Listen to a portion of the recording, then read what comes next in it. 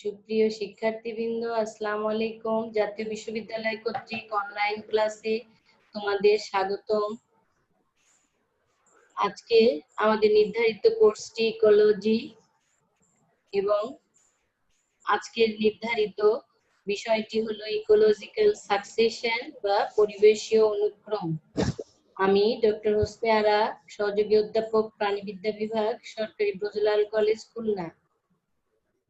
আমরা আগের দিন সাকসেশনের কিছু অংশ আলোচনা করেছি। আজকে আমরা সেকেন্ডারি সাকসেশন দিয়ে শুরু করছি। সেকেন্ডারি সাকসেশনটা বা গৌণ অনুক্রম বলতে আমরা বুঝি একদা কোনো জীব অধ্যুষিত এলাকা থেকে যদি জীব সম্প্রদায়টা সম্পূর্ণরূপে ধ্বংস হয়ে যায়, তারপর যখন পুনরায় সেটা আবার আবির্ভূত হতে থাকে, তখন সেটাকে আমরা বলবো প্রাইমারি সাকসেশন, সেকেন্ডারি সাকসেশন। যেমন এখানে সয়েল অলরেডি ছিল, কিন্তু যে কোনো ডিস্টারবেন্স, যেমন ফরেস্ট ফায়ার বলো, অন্যান্য যে কোনো স্টর্ম হতে পারে, যে কোনো ক্লাইমেটিক চেঞ্জে এটা পরিবর্তিত হয়। এখন এই সেকেন্ডারি সাকসেশনে আমরা কি দেখতে পাচ্ছি যে কিভাবে আস্তে আস্তে ক্লাইম্যাক্স, এর থেকে আমরা ক্লাইম্যাক্স কমিউনিটির দিকে যাচ্ছি, অ্যানুয়াল উইডস থেকে অ্যানুয়াল এবং পেরেনিয়াল মানে বাৎসরিক ও বহুবার্ষিক যে আগাছাগুলো, সেখান থেকে আমরা চলে যাচ্ছি যে পাইন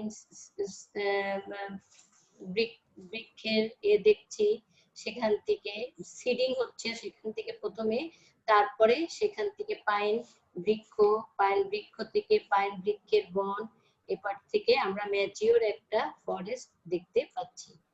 এখানে যেটা জিনিসটা দেখতে পাচ্ছি, দেখো আমরা গ্র্যাজুয়ালি যদি দেখি বীজ থেকে উপরের দিকে উঠি, তাহলে সেই একইভাবে গ্রাস, তারপর শার্প, তারপরে পাইন, ওক, ম্যাপলস, এভাবে আমরা ফরেস্টটাকে দেখতে পেলাম। এই সেকেন্ডারি সাকসেশনে হতে দেখা যাচ্ছে যে বেশ কিছুটা সময় তো অবশ্যই লাগছে। গ্রাস থেকে শার্প, সেখান থেকে প্রথম গাছগুলোর আত্মপ্রকাশ, স্পেসিস গুলো, পরে ফরেস্টের বিভিন্ন টাইপস আছে, ছোট গুল্ম এটা সেটা, তারপরে আবার দেখা যাচ্ছে অস্তিত্ব রক্ষার দায় বড় বড় বৃক্ষগুলো ঠিক সেখানে গ্রো করছে। এই সেকেন্ডারি সাকসেশনে আমরা যেটা দেখছি, এখানে দেখো, the recovery of a damaged ecosystem in an area where the soil was left intact. Soil কিন্তু আগের থেকেই আছে, কিন্তু বাস্তুতন্ত্রটা ধ্বংস হয়ে গেছে। কিসের মাধ্যমে? দাবানলে দেখো যে ফায়ারউড গুলো একদম কালো অবস্থায় দেখতে পাচ্ছি, সেখান থেকে আস্তে আস্তে আত্মপ্রকাশ করছে। উইড মানে আগাছাগুলো আত্মপ্রকাশ করছে। আগাছাগুলো আত্মপ্রকাশ করার সাথে সাথে পরবর্তী স্টেজে আমরা দেখছি রেডউড ট্রিজ গুলোকে, যেগুলো আমরা সাধারণত ক্যালিফোর্নিয়া বা অন্যান্য সাইটে দেখতে পাই। এখানে আমরা দেখছি ইয়েলোস্টোন পার্কে একটা ঘটনা। এখানে কি হয়েছিল, 1988 সালে ফরেস্ট ফায়ারে সমস্ত বনটা পুড়ে গেছিল। ইয়েলোস্টোন ন্যাশনাল পার্ক, এটাও ইউএসএ তে অবস্থিত। এই পার্কের ম্যাপ এবং তার বিভিন্ন চিত্রগুলো বার্ন হয়েছিল পুরোটা ফায়ার দিয়ে। এরপর হ্যাঁ, পুরোপুরি 1.6 মিলিয়ন একর্স জমি দেখা গেছে এখানে পুরোপুরি ধ্বংসপ্রাপ্ত হলো, বার্ন হলো।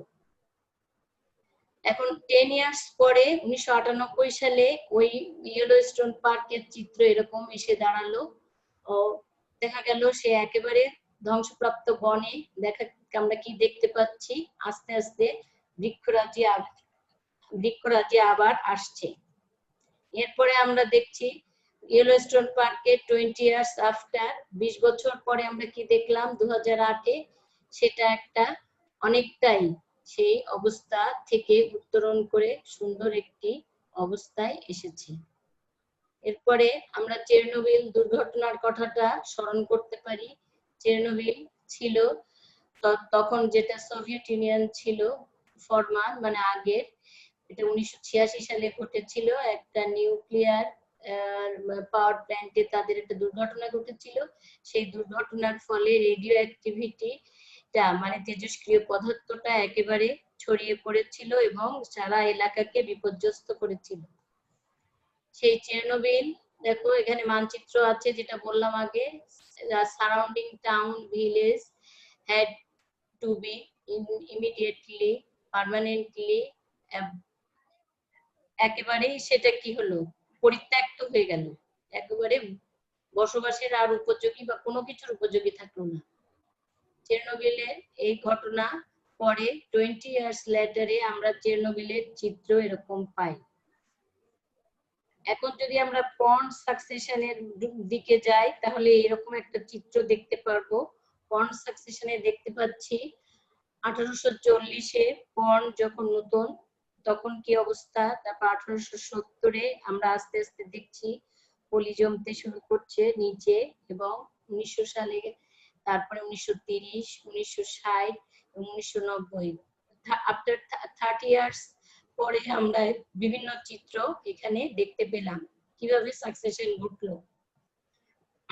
বন্ড সাকসেশনের ক্ষেত্রে আমরা যে জিনিসগুলো দেখি সেখানে দেখা যাচ্ছে ইমার্জেন্ট প্ল্যান্টস আছে, রুটেড ফ্লোটিং প্ল্যান্টস আছে, রুটেড সাব ইমার্জেন্ট প্ল্যান্টস আছে এবং ওপেন ওয়াটার আছে।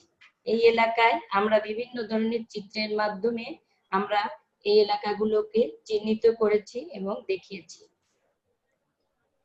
The circle of life in secondary সাকসেশনে আমরা কি দেখি, আমরা তাহলে পেলাম প্রথমে একটা ডিস্টারবেন্স হবে, সেটা যে কোনো ডিস্টারবেন্স হতে পারে এনি টাইমস।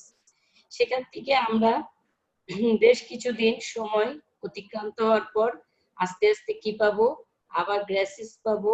তা সেখান থেকে আবার আমাদের সময় দিতে হবে, কিছুটা সময়ের পরিক্রমায় আমরা শার্কস পাবো, তারপর স্মল ট্রি পাবো, তারপর ক্লাইম্যাক্স ফরেস্ট আবার আমরা পাবো। প্যাটার্নস অফ যে চেঞ্জ ডিউরিং সাকসেশন, কি কি চেঞ্জ আমরা দেখতে পাই অনুক্রমের দ্বারা। 3 patterns of interaction among earlier and later species of succession: facilitation, interference এবং লাইফ হিস্ট্রি ডিফারেন্স। এগুলো আমরা ক্রনোলজিক্যালি দেখতে পাই যে এই ধরনের ঘটনাগুলো এখানে ঘটে থাকে।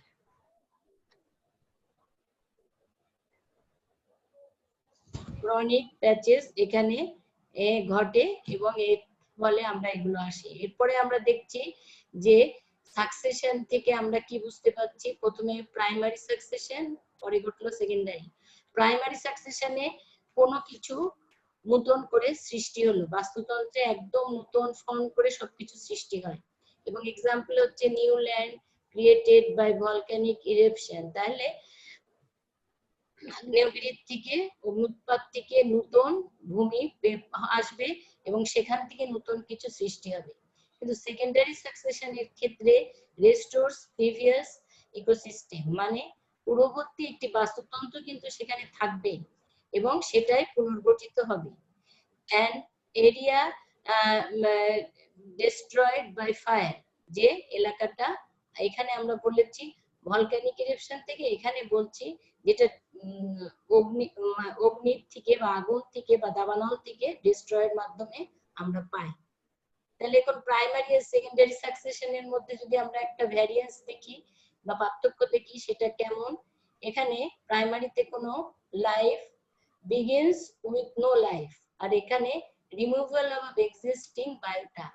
এখানে বায়োটা ছিল, এক্সিস্টিং বায়োটা ছিল, কিন্তু সেটা এখন না, আস্তে আস্তে আবার হবে। এখানে হচ্ছে সয়েল আছে, নো সয়েল, আর এখানে সেকেন্ডারিতে হচ্ছে soil already present.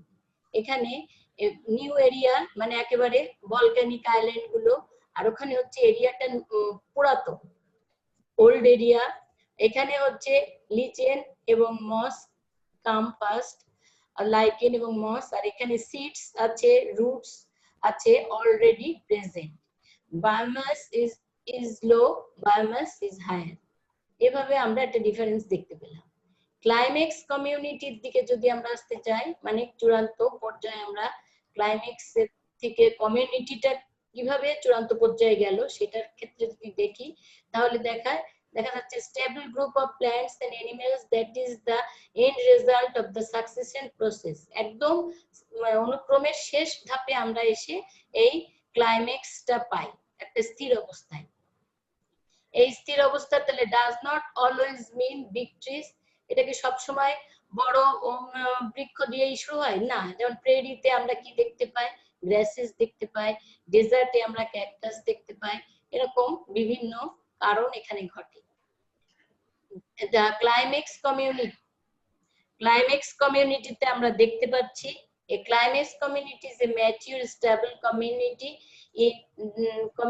that is the final stage of ecological succession in an ecosystem with a climatic community. The condition continued climax community, the conditions continue to be suitable for all the members of the community.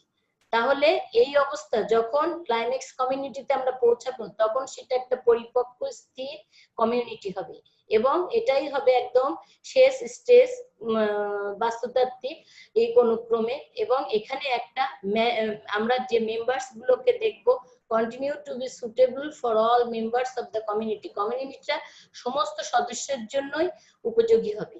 আর আছে any particular region has its own set of climax species which are the plants that are best adapted for the area and will persist after succession has finished until another disturbance clears the area. তাহলে দেখা যাচ্ছে any particular region, যে কোনো এলাকায় তার একটা on climax species আছে। যেমন আমরা তুন্দ্রাতে একরকম দেখি, ডেজার্টে একরকম দেখি, রেইন ফরেস্টে একরকম দেখি, আলাদা অ্যাডাপ্টেশনও আছে। এই আমরা যে চিত্র দেখতেছি শিক্ষার্থীরা খেয়াল করো, এখানে আমরা দেখছি বালুকাময় জায়গা, একটা ডেজার্ট এরিয়া। এপাশে আমরা দেখছি যে তুন্দ্রা এলাকা, এপাশে দেখছি কনিফেরাস বা তৈগা এলাকা, এখানে দেখছি আমরা একটা রেইন ফরেস্টের এর community. Two main physical factors determine the nature of the community that develops in an area. তাহলে দুটো আমরা ভৌত অবকাঠামোকে দুটো প্রধান দিক বলে চিহ্নিত করতে পারি এই ক্ষেত্রে, সাকসেশনের ক্ষেত্রে। তারা কি? তারা হচ্ছে টেম্পারেচার, তাপমাত্রা এবং বৃষ্টিপাতের পরিমাণ। If we place the amount of rainfall on আমরা যদি গ্রাফে দেখি এক্স অক্ষ এবং ওয়াই অক্ষ, তাহলে দেখতে পাচ্ছি নিচেরটায় এক্স অক্ষে আমরা দেখতে পাচ্ছি কি রেনফল এর ইঞ্চি অনুসারে 10, 20, 30 প্লাস এভাবে করা। আর টেম্পারেচার বা তাপমাত্রাটা আমরা ওয়াই অক্ষে দেখতে পাচ্ছি। তাহলে কোথায় নিচের দিক থেকে যদি দেখি, প্রথমে হট, তারপরে মডারেট, তারপরে কোল্ড, এই অনুসারে আমরা ভাগ করলে দেখো প্রথমে কোল্ড ডেজার্ট, তারপরে তুন্দ্রা, তারপরে তৈগা। এখানে কি ধরনের টেম্পারেচার অনুসারে কোল্ড ডেজার্ট পেলাম, তুন্দ্রা পেলাম, তৈগা পেলাম, টেম্পারেট ফরেস্ট পেলাম, মডারেটে গ্রাসল্যান্ড পেলাম, ডেসিডুয়াস ফরেস্ট পেলাম। আর হটে পেলাম হট ডেজার্ট পাচ্ছি, সাথে সাথে কোথাও পাচ্ছি সাভানা, আবার কোথাও পাচ্ছি ক্রান্তীয় বনভূমি বা ট্রপিক্যাল ফরেস্ট। এই জিনিসটা বেশি গুরুত্বপূর্ণ। যেমন ক্যারেক্টারিস্টিক্স অফ কমিউনিটি, যেমন এখানে বলছে the vegetation is tolerant of the environmental condition. তাহলে এখানে যে গাছপালাগুলো আমরা পাচ্ছি সবগুলোই পরিবেশে সহনশীল। It has a wide variety of species, এবং এদের একটা বৈচিত্র্যময়তা আছে প্রজাতির, এবং সাথে সাথে কি আছে কমপ্লেক্স ফুড চেইন, একটা জটিল খাদ্য শৃঙ্খলা আমরা এখানে দেখতে পাই। Individual in the climax stage are replaced by others of the same kind, thus the species composition maintains equilibrium. তাহলে কি হলো, individual of the climax stage are replaced, এটা পরিবর্তিত হচ্ছে আর অন্যদের দ্বারা বা একই রকম দ্বারা। সুতরাং স্পেসিস কম্পোজিশন মেইনটেন্স, তারা ভারসাম্য রক্ষা করতে পারছে। আবার কি দেখছি, it is an index of the climate of an area, এটাই হচ্ছে নির্দেশক, ক্লাইমেটের আবহাওয়ার নির্দেশক ওই এলাকার। এবং the life growth forms indicates the climatic type, এবং যে ধরনের জীবন ওখানে আমরা দেখতে পাচ্ছি, মানে যেটা ডেভেলপ করছে, সেটাই হচ্ছে ওইখানকার ক্লাইমেটিক টাইপস এর ইন্ডিকেটর। এখানে আমরা দুটো জিনিস দেখতে পাই, তোমরা নিশ্চয়ই জানো, বইয়ে যদি বা সিলেবাস অনুসারে আমরা খেয়াল করি তাহলে আমরা দুইটা থিওরি আছে এখানে। পরিবেশীয় অনুক্রমে জীব সম্প্রদায় ধারাবাহিকভাবে পরিবর্তিত হয়ে যখন স্থিতিশীল অবস্থায় এসে পৌঁছায় তখন তাকে আমরা চূড়ান্ত সম্প্রদায় বলি। ছোটখাটো পরিবর্তন ছাড়াও এই সম্প্রদায়গুলো মোটামুটি স্থায়িত্ব লাভে সক্ষম হয়। এখানে আমরা দুই ধরনের ক্লাইম্যাক্স থিওরি পাই, মনোক্লাইম্যাক্স থিওরি, কনসেপ্ট থিওরি, এবং হচ্ছে পলিক্লাইম্যাক্স থিওরি। মনোক্লাইম্যাক্সে আমরা দেখছি আমেরিকার পরিবেশবিদ এফ.ই. ক্লিমেন্ট 1916 সালে তিনি দেখান যে এখানে কি পাচ্ছি আমরা, যে কোনো একটি ভৌগোলিক অঞ্চলে একটি মাত্র চূড়ান্ত সম্প্রদায় থাকার কথা, তবে ভূসংস্থানিক বিশৃঙ্খলা বিভিন্ন প্রকার মৃত্তিকার কারণে উক্ত অঞ্চলে চূড়ান্ত সম্প্রদায় ছাড়াও অন্যান্য সম্প্রদায় থাকতে পারে। এসব সম্প্রদায় অধীনস্থ সম্প্রদায় নামে বা সাব অর্ডিনেটেড কমিউনিটি নামেও পরিচিত। এরপরে যেটা পাচ্ছি সেটা পলিক্লাইম্যাক্স থিওরি, মানে বহু, পলিও মিন্স বহু, নিকলস, বোর্স এবং অন্যান্য প্রমুখ ইউরোপীয় পরিবেশবিদগণ এই সূত্র প্রসঙ্গে আমরা জানি যে কোন ভৌগোলিক অঞ্চলে একই সাথে বিভিন্ন ধরনের চূড়ান্ত সম্প্রদায়ের অস্তিত্ব থাকা অসম্ভব নয়। কাজেই প্রিক্লাইম্যাক্স, পলিক্লাইম্যাক্স এবং ডিসক্লাইম্যাক্স কমিউনিটি সমূহ সকলেই চূড়ান্ত সম্প্রদায়ভুক্ত, কারণ এরা সকলেই স্বপ্রজননে সক্ষম এবং অনির্দিষ্ট কাল পর্যন্ত টিকে থাকতে সমর্থ। এখানে আমরা দেখলাম কি যে নিউ অর্গানিকের মধ্যে নন ভেজিটেট সারফেস আছে, আরেকটা হচ্ছে সাবক্লাইম্যাক্স এর মধ্যে নিবনায়ন এবং হচ্ছে বার্নিং, যখন হচ্ছে দাবানল হচ্ছে বা পুড়ে যাচ্ছে তখন, এবং অতিরিক্ত জমি যখন আমরা প্লাউইং করছি তখন কিছু এফেক্ট ফেলছে জমির উপর, সেখান থেকে আস্তে আস্তে দেখা যাচ্ছে সেকেন্ডারি সাকসেশনের উদ্ভব হচ্ছে। এখন যদি একটু সামারির দিকে আমরা আসি, এই যেটুকু দেখলাম এটুকুর, pioneer species colonise a bare or disturb site, তাহলে প্রথমে একটা অগ্রণী সম্প্রদায় কলোনাইজ হবে কোথায়, একটা মানে একদম পরিত্যক্ত স্থানে বা ডিস্টার্ব সাইটে। Changes in the physical environment occur, এবং তার সাথে কি থাকবে, ভৌত পরিবেশটাও থাকবে, তার প্রধান হচ্ছে আলো এবং আর্দ্রতা। New species of the plants displace existing plants because their seedling are better able to become established in the changed environment.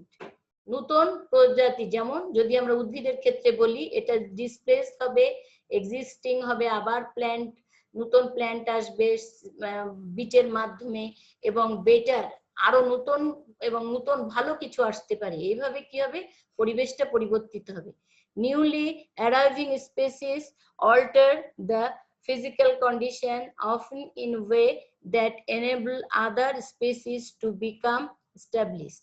এইভাবে নিউলি অ্যারাইভিং স্পেসিস আসবে, নতুন প্রজাতিগুলো আসবে অল্টার করে, তার সাথে কি পরিবর্তিত হবে, ফিজিক্যাল কন্ডিশনটাও পরিবর্তিত হবে সময়ের সাথে সাথে, often in way that enable other species to become established, এবং অন্যান্য প্রজাতিগুলোকে স্থায়ী হতে সাহায্য করবে।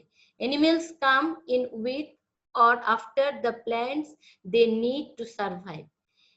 একই সাথে প্রাণীকুলও আসবে এখানে, একই সাথে আসবে বা পরে আসবে সে প্ল্যান্টস করার জন্য, এবং they need to survive, plant গুলোর ও অ্যানিমেলের সাথে ওখানে সার্ভাইভ করতে হবে। Eventually a climax community that is more or less stable will become established and have the ability to reproduce itself. সাথে সাথে ক্লাইম্যাক্স কমিউনিটি কম বেশি স্থির হবে এবং উইল বিকাম এস্টাবলিশড, এবং সেগুলো এস্টাবলিশড হবে এবং have to ability to reproduce itself, এবং তারা স্বপ্রজনন করতে আস্তে আস্তে সমর্থ হবে। Disturbance will start the process of succession again, এবং যখন সাকসেশন ঘটবে তখন আবার ডিস্টারবেন্স সেখানে আসবে। এখন আমরা যে জিনিসগুলো দেখব সেটার মধ্যে আমরা বলি যে আমরা আগেই দেখেছিলাম যে সাকসেশনের যে ক্লাসিফিকেশন সেখানে হাইড্রোসিরি, জেরোসিরি ছিল। সে হাইড্রোসিরি এবং জেরোসিরির মাঝে আরেকটা আছে, সেটা হচ্ছে মেসোসিরি। তাহলে succession starts in reasons where water is plenty, যেখানে পানির প্রাচুর্যতা আছে সেখানে হাইড্রোসিরি ঘটে থাকে, যেমন পন্ড, লেক, স্ট্রিম, সোয়াম্প এসব এলাকায়। মেসোসিরি হলো এর মাঝামাঝি অবস্থানটা। Succession starts in region where moisture condition is adequate, যেখানে আর্দ্রতা বেশ পর্যাপ্ত সেখানে দেখা গেল মেসোসিরিটা ঘটছে। আর xerosere succession starts in region where moisture is present in minimal amount of water, যেখানে পানির অনুপস্থিতিটা বেশ বেশি এবং ময়েশ্চার আছে বেশ কম মাত্রায়। তাহলে এখানে যে ভাগগুলো আমরা দেখলাম এটা হচ্ছে প্ল্যান্ট সাকসেশনের ক্ষেত্রে। এখানে আমরা যদি আবারও দেখি তাহলে দেখতে পাবো যে এখান থেকে আমরা পেলাম হাইড্রোসিরি, লিথোসিরি, হ্যালোসিরি এন্ড পেসামোসিরি। তাহলে জিরোসিরিটাই হচ্ছে হ্যালোসিরি এবং পেসামোসিরি আর লিথোসিরি।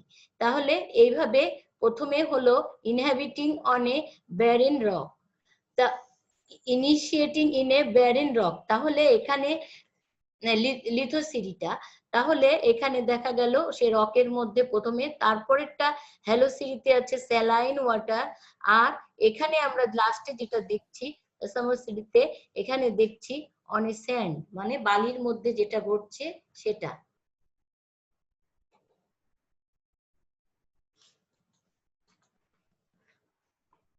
হাইড্রোসিরি, হাইড্রোসিরি একটা পর্যায়, এই আমরা যেটা বলেছি ক্লাসিফিকেশনের ক্ষেত্রে হাইড্রোসিরিতে আমরা কি দেখতে পাই, এখানে আমরা পুকুর, হ্রদ, খাল, বিল যে জাতীয় স্রোতহীন উদ্ভিদ বিবর্জিত জলাশয় এটা শুরু হতে পারে। শুরু থেকে শেষ পর্যন্ত একটি আদর্শ দেখা যাচ্ছে কি হাইড্রাস সাকসেশন, এখানে কতগুলো পর্যায় নিয়ে গঠিত হয়। এখানে আমরা দেখতে পাই যে সাবমার্জ স্টেজ মানে নিমজ্জিত পর্যায়, তারপরে আমরা পাই ভাসমান বা ফ্লোটিং স্টেজ, তারপরে পাই আমরা রেড সোয়াম্প স্টেজ, এবং এরপরে রেড সোয়াম্প স্টেজ পাই আমরা, তারপরে আমরা পাই সেডস মিয়ার্ডো স্টেজ এবং উডল্যান্ড স্টেজ। হাইড্রোসিরি এই যে জিনিসটা আমরা যে চেঞ্জটা ঘটে সেটা আমরা এখানে ছবির মাধ্যমে দেখতে পাচ্ছি। এখানে হাইড্রোসিরিতে যে জিনিসগুলো ঘটছে তার মধ্যে আমরা বললাম যৌন জলক্রমের প্রথম পর্যায়ে পানিতে পুষ্টিদ্রব্য খুব কম থাকে, সূচনা লগ্নে জীবন ধারণের জন্য উপযুক্ত পরিবেশ না থাকায় জীবের আত্মপ্রকাশ দেখা যায় না। পরবর্তীতে ফাইটোপ্ল্যাঙ্কটন পায়োনিয়ার জীব হিসেবে আত্মপ্রকাশ করে, কালক্রমে নিমজ্জিত উদ্ভিদ প্রজাতি সমূহ দ্বারা গঠিত সম্প্রদায় ব্যাপকভাবে বৃদ্ধি লাভ করে। দীর্ঘকাল যাবত এই প্রক্রিয়া চলার ফলে ধীরে ধীরে জলাশয়টা তলদেশটা উঁচু হতে থাকে, পানির গভীরতা হ্রাস পেতে থাকে। গভীরতা হ্রাস পাওয়ায় নিমজ্জিত উদ্ভিদ প্রজাতির জন্য অসুবিধার সৃষ্টি হয়। এরূপ অবস্থায় পানি জৈব পদার্থ সমৃদ্ধ হওয়ায় সমলীয় জলমগ্ন উদ্ভিদ কিছু, যেমন পাতাঝাজি, এমনি ঝাজি, এই পাতা শেওলা এগুলো আত্মপ্রকাশ করে। এরপরে আমরা দেখছি ভাসমানের মধ্যে সাধারণত জলাশয়ের গভীরতা হ্রাস পেয়ে যখন 6 থেকে 8 ফুট হয় তখন সেখানে ভাসমান উদ্ভিদের আগমন ঘটছে এবং এসব উদ্ভিদের শিকড় কাদামাটির মধ্যে থাকে এবং পাতা পানির উপরে ভাসমান থাকে, যেমন শাপলা, পদ্ম এগুলো।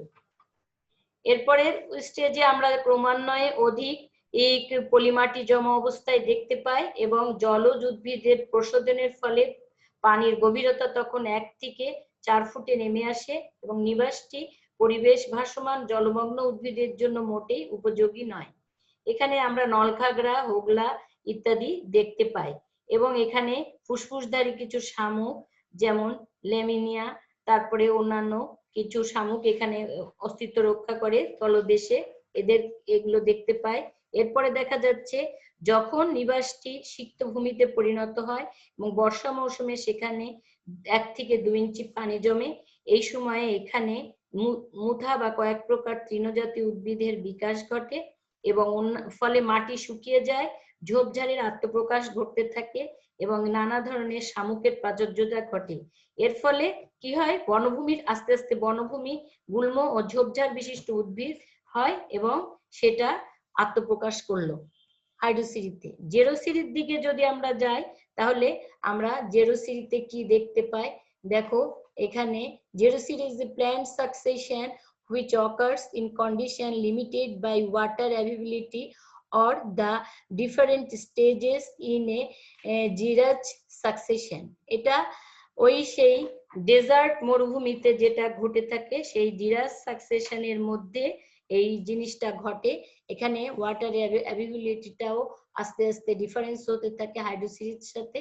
এবং এখানে কি পাই আমরা, এখানে আমরা পাই যে ecological community originated in extremely dry situation such as sand desert. এখানে আমরা কি বলে বালির কি দেখতে পাচ্ছি, ডেজার্ট মরুভূমি দেখতে পাচ্ছি। তারপরে দেখতে পাচ্ছি সল্ট ডেজার্ট, রক ডেজার্ট, এগুলো। এই জেরোসিরি ইনক্লুডস করে কাদেরকে, লিথোসিরি এবং প্যাসমোসিরিস এর ভিতর অন্তর্ভুক্ত। এবার আমরা যে জিনিসগুলো দেখব এগুলো হচ্ছে, প্রথমে আছে বেয়ার রক্স। বেয়ার রক্স একটা স্টেজ জেরোসিরির। এইখানে কি আমরা দেখতে পাচ্ছি, এখানে প্রথম the first form of life originates as such places. এই স্থানে প্রথম আত্মপ্রকাশ ঘটলো, কোন জীবনের আত্মপ্রকাশ লাভ করে ভলকানিক অ্যাক্টিভিটি অথবা রিট্রেটিং গ্লাসিয়ার, যে কোনো হিমবাহ থেকে যেটা রিট্রেটেড হয়েছে এবং ভলকানিক অ্যাক্টিভিটিস থেকে যেটা উৎপত্তি লাভ করে। এখন হচ্ছে ক্রাস্টোস লিচেন স্টেজ। উদ্ভিদবিহীন নগ্ন শিলাময় নিবাসে পানির যখন দারুণ অভাব ও প্রচন্ড সূর্যতাপে প্রথমে এই ধরনের ক্লাস্টোসি লিচেন অগ্রণী সম্প্রদায় হিসেবে আবির্ভূত হয়। বর্ষা মৌসুমে এরা প্রচুর পানি শোষণ করে এবং ব্যাপকভাবে বংশবৃদ্ধি ঘটায়। এদের দেহ নিঃসৃত কার্বনিক অ্যাসিড শিলাক্ষয়ে সাহায্য করে। কালক্রমে শিলাগুলো বিচূর্ণ অংশ লাইকেন মৃতদেহ বায়ুবাহিত ধুলাবালির সাথে মিশে পাতলা আবরণ তৈরি করে। এরপরে আমরা বলছি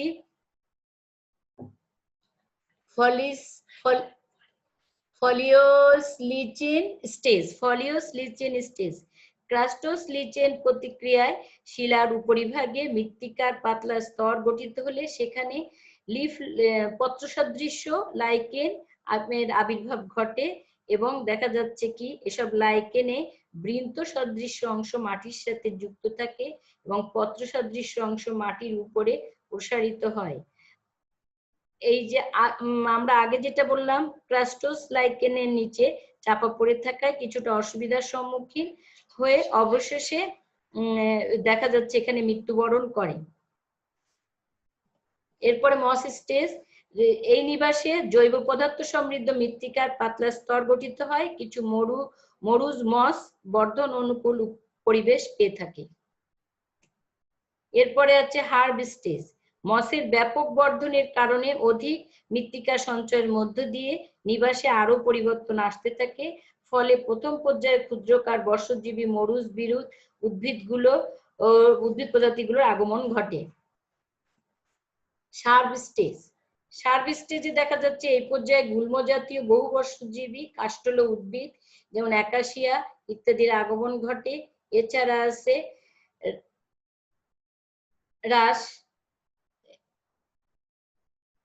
such as হ্রাস, এই ধরনের উদ্ভিদের আগমন ঘটে, এরা বিরিশ জাতীয় উদ্ভিদের স্থানগুলো দখল করে নেয়।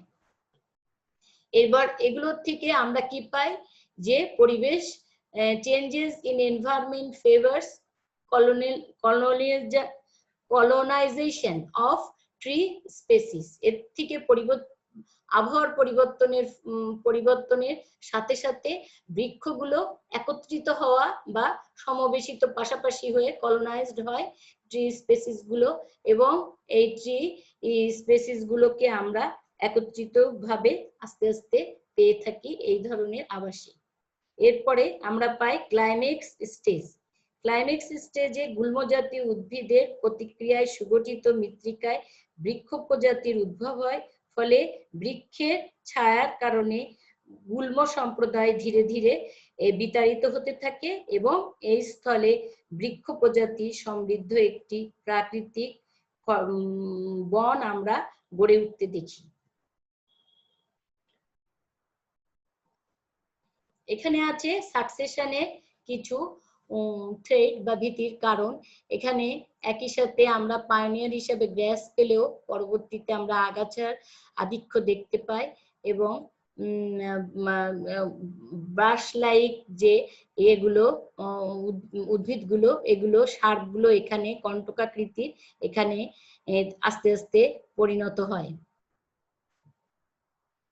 এখানে আছে without this intermediate stage the disturb habitat cannot return to forest. মাঝামাঝি যে হ্যাবিটেটটা থাকে এপাশ এবং ওপাশের ইন্টারমিডিয়েট মাধ্যমিক স্টেজে যেটা থাকে সেটা হচ্ছে মাধ্যমিক স্টেজটাতে ডিস্টার্ব হয় বলেই দেখা যাচ্ছে কি বসতিগুলো এপাশ এবং ওপাশে একটু মানে habitat cannot return to forest, সরাসরি তারা আর বনভূমি পর্যায়ে যেতে অসুবিধার সম্মুখীন হয়। এছাড়া আছে কিছু এফেক্ট হয় এর ফলে, যেমন কি হিউম্যানের মানব সৃষ্ট কিছু ইকোলজিক্যাল সাকসেশনে যেটা পড়ে মানব সৃষ্ট কিছু কারণ, যেমন আমি বলতে পারি এখানে গার্ডেনিং, এখানে বলছে clearing the land for garden, তারপরে হচ্ছে preparing the soil for planting is a type of major external event that radically restructure and disrupt a previous stabilized ecosystem। পূর্ববর্তী একটা স্থির এর বাস্তুতন্ত্রে ধ্বংস হয়ে যায় এবং দেখা যাচ্ছে কি মনুষ্য সৃষ্ট কারণে, এবং তা পুনর্গঠিত হতে বেশ সময় লাগে। এই disturbance May ইন্টারমিডিয়েটলি begin a process of ecological succession।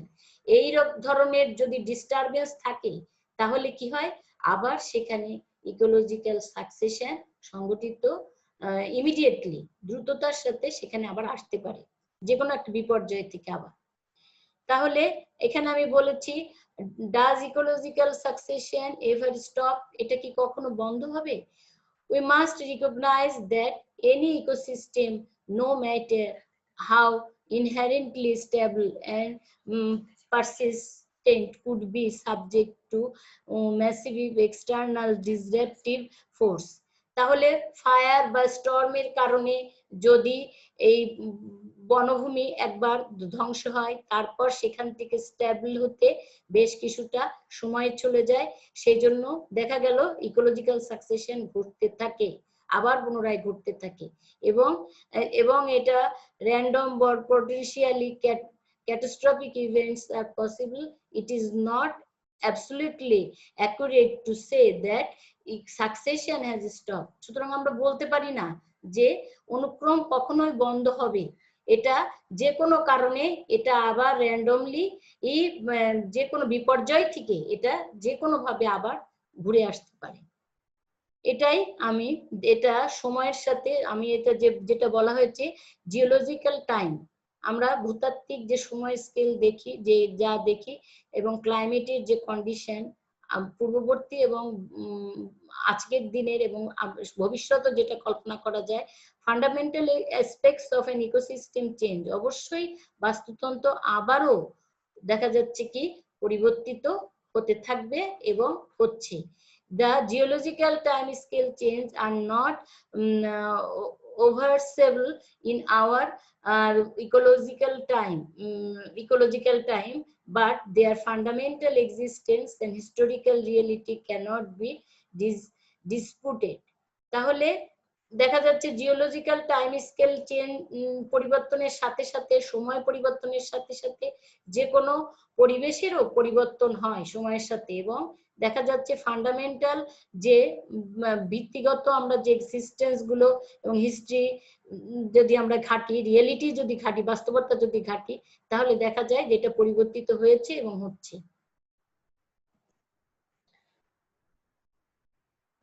Student, আজকে ইকোলজিক্যাল সাকসেশন দিয়ে আমাদের ইকোলজির এই এটা নির্ধারিত কোর্সটি শেষ হলো।